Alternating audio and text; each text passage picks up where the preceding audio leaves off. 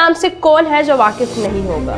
آج ہم اسی کے بارے میں گفتگو کریں گے۔ نواب محمد اکبر خان بھگٹی نواب محراب خان بھگٹی کے گھر بارخان حاجی کوٹ ڈیرہ بھگٹی میں پیدا ہوئے۔ پرویز مشرف نے حالات کو کنٹرول کرنے کے لیے بلوچستان میں فوجی آپریشن کا اعلان کیا۔ بھگٹی نے رد عمل ظاہر کرتے ہوئے کہا کہ بلوچستان فتح کرنے کے نتائج خطرناک ہوں گے۔ یوں ہر دن سورج طلوع ہونے کے ساتھ اس بوڑھے شیر کے حوصلے بلند تر ہوتے گئے۔ ہم بلوچ اپنی سرزمین پر ایسے شرمناک معاملات کو کسی طور پر برداشت نہیں کر سکتے۔ نواب صاحب کی اس تقریر کی وجہ سے بلوچ روایات کو ایک نئی زندگی مل گئی۔ ممتاز بلوچ قوم پرست سیاسی رہنما، جمہوری وطن پارٹی کے سربراہ، سابق وزیر اعلیٰ اور گورنر بلوچستان نواب محمد اکبر خان بھگٹی 12 جولائی 1927 کو بھگٹی قبیلہ کے سردار نواب محراب خان بھگٹی کے گھر بارخان حاجی کوٹ ڈیرہ بھگٹی میں پیدا ہوئے۔ آپ نے ابتدائی تعلیم ڈیرہ بھگٹی ہی سے حاصل کی، جبکہ اس کے بعد ایچیسن کالج لاہور چلے گئے۔ وہاں سے فراغت ہوئی تو اعلیٰ تعلیم کے لیے آکسفورڈ یونیورسٹی برطانیہ کا انتخاب کیا۔ ابھی زیر تعلیم تھے کہ 1939 کو والد محترم محراب خان بھگٹی کا انتقال ہو گیا۔ والد کے انتقال کے بعد ساری ذمہ داریاں ان کے کندھوں پر آ گئیں۔ تعلیم مکمل کرنے کے بعد 1944 کو باقاعدہ طور پر اپنے قبیلے کے سردار کی حیثیت سے فعال ہوئے۔ اس کے علاوہ سندھ اور بلوچستان کے شاہی گرجا کے رکن بھی رہ چکے ہیں۔ 1949 کو حکومت پاکستان کی خصوصی اجازت سے پاکستان سول سروس اکیڈمی سے PSS، جس کو اب CSS کا نام دیا جاتا ہے، کا امتحان بغیر کسی تربیت کے دیے بغیر انہوں نے تربیت حاصل کر لی۔ نواب صاحب کی 3 شادیاں ہوئی تھیں۔ شرکائے حیات میں سے ایک بھگٹی، ایک پٹھان جبکہ ایک سندھی تھی۔ پہلی شریک حیات سے 4 بیٹے سلیم، ریحان، طلال اور سلال ہیں۔ دوسری سے ایک بیٹا جمیل اکبر اور 2 بیٹیاں، جبکہ تیسری اور آخری بیوی سے ایک ہی بیٹا ہے۔ اب اگر مزید آگے گفتگو کریں تو 28 نومبر 1946 کو مری بھگٹی قبیلے کے 2 سردار دوا خان مری اور نواب صاحب نے تاج برطانیہ سے مطالبہ کیا کہ ان کے قبائلی علاقے بھی کلات فیڈریشن میں شامل کیے جائیں، کیونکہ اس وقت بلوچستان کے 2 حصے تھے، کلات اور برٹش بلوچستان۔ قیام پاکستان کے بعد نواب صاحب 1950 کو agent to governor general council کے رکن منتخب ہو گئے۔ ملک فیروز خان نون کی کابینہ میں بحیثیت نائب وزیر دفاع شامل ہو کر 1 سال تک مذکورہ عہدے پر خدمات سر انجام دیتے رہے۔ نواب صاحب کو سب سے زیادہ سیاسی مشکلات کا سامنا اس وقت کرنا پڑا جب 1955 کو مغربی پاکستان کے تمام صوبوں اور ریاستوں کے ساتھ دونوں حصوں کو یکجا کر کے 1 یونٹ اسکیم کا اطلاق کر دیا گیا۔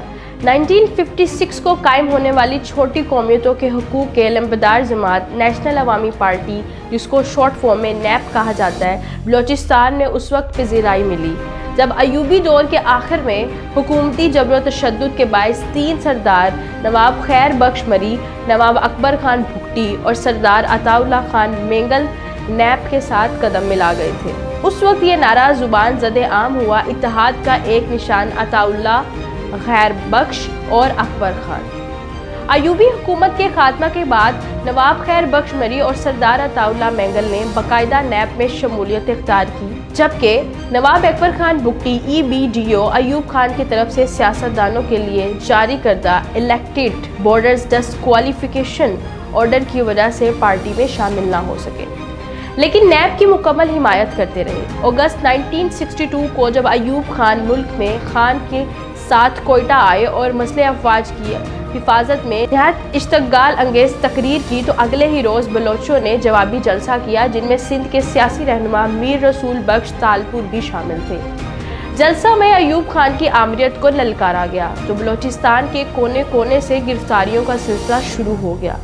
نواب صاحب بھی گرفتار ہوئے اور ان پر بغاوت اور قتل عام کا الزام لگا دیا گیا کہ انہیں central jail Karachi A class ward number 19 میں بھیجا گیا۔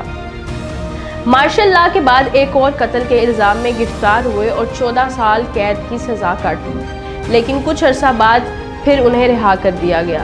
1973 کو جب ذوالفقار علی بھٹو نے نیب کی حکومت کو برخاست کیا تو اکبر بھگٹی کو صوبے کا گورنر مقرر کر دیا گیا۔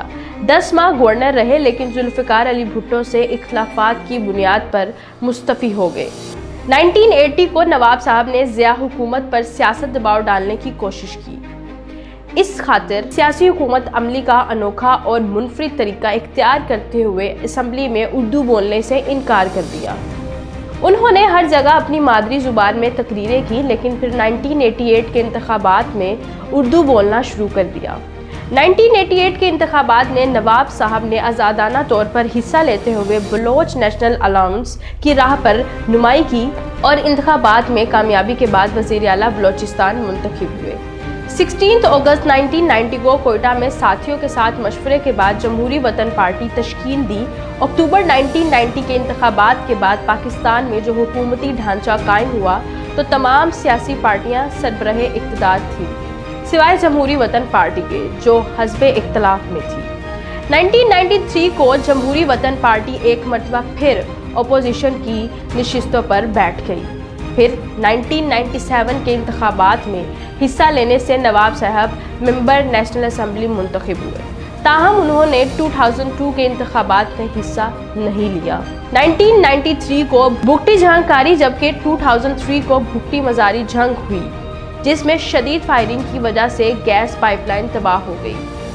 कुछ अर्सा बाद भुट्टी मज़ारी बाहमी मुज़ाकरात की वजह से दुश्मनी ख़त्म होकर हालात बेहतर होने लगे थे, लेकिन जनवरी 2005 को डॉक्टर शाजिया केस ने पूरे बलोचिस्तान में आग लगा दी, क्योंकि बलोचिस्तान मुआशरे में ख़वातीन को एक बड़ा मुकाम हासिल है। इस वाक़े के बाद डेरा भुट्टी में हालात कुशीदा हो गए और 7 जनवरी 2005 को भुट्टियों ने एक बार फिर रॉकेट हमलों के ज़रिए गैस पाइपलाइन उड़ा दी, जिसकी वजह से पूरे पाकिस्तान में गैस सप्लाई मुअत्तल होने की वजह से हुकूमत को योमिया 120 मिलियन रुपए का नुकसान उठाना पड़ा। परवेज़ मुशर्रफ ने हालात को कंट्रोल करने के लिए बलोचिस्तान में फौजी ऑपरेशन का ऐलान किया, जिस पर भुट्टी ने रद्द-ए-अमल ज़ाहिर करते हुए कहा कि बलोचिस्तान फतह करने के नताइज ख़तरनाक होंगे, क्योंकि गैरतमंद बलोच फौजी ऑपरेशन की भरपूर मज़ाहमत करेंगे और उनका डट कर मुकाबला करेंगे, क्योंकि हम अपनी हाकमियत और बका की जंग लड़ना जानते हैं। यूं हर दिन सूरज तुलू होने के साथ इस बूढ़े शेर के हौसले बुलंदतर होते गए। नवाब साहब ने शाजिया केस पर रद्द-ए-अमल देते हुए कहा कि हुकूमत मुजाहरों को नहीं बल्कि बम धमाकों को देखती है। डॉक्टर शाजिया को एक कैप्टन समेत 3 अहलकारों ने ज़्यादती का निशाना बनाया था। हम बलोच अपनी सरज़मीन पर ऐसे शर्मनाक मामलात को किसी तौर पर बर्दाश्त नहीं कर सकते। नवाब साहब की इस तकरीर की वजह से बलोच रवायात को एक नई ज़िंदगी मिल गई। नवाब साहब BBC को इंटरव्यू दे रहे थे कि इस दौरान में फ़ौजी ऑपरेशन में शिद्दत आ गई और 17 मार्च को सानहा डेरा भुट्टी का वाक़या पेश आया, जिसको शायद बहुत कम लोग जानते हो, जिसमें गनशिप हेलीकॉप्टरों के ज़रिए घरों पर शेलिंग करने की वजह से 70 से ज़ायद अफराद शहीद हो गए। गोलियों की आवाज़ सुनते ही नवाब साहब ने कहा कि हम पर जंग मुसल्लत कर दी गई है, और यूं उन्होंने पहाड़ों का रुख कर लिया।